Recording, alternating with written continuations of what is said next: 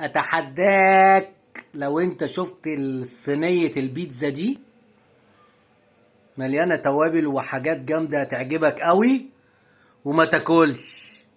يلا يا بتوع الرجيم، تعال اتفرجوا انا بعمل ايه يا جدعان.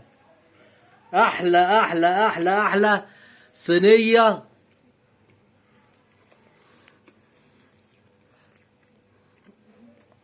اجمل صينية بيتزا كلتها في حياتي.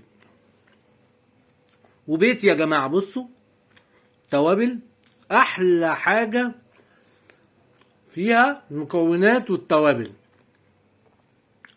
ولا رجيم ولا نيلة. هي كل الحكاية تيجي بالليل ما تاكلش، تعال بالليل ما تاكلش، لكن دلوقتي سيبونا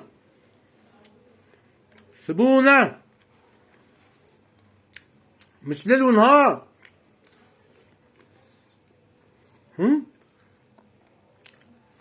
الحتة بطبقها 2 وباكل. اتفضلوا معايا، اتفضلوا معايا.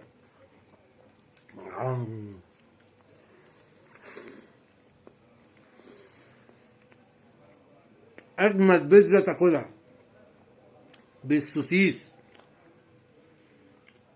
واللحمه المفرومه وقوطه وفلفل، فلفل الوان وموتزاريلا. اوعى. يلا، السلام عليكم.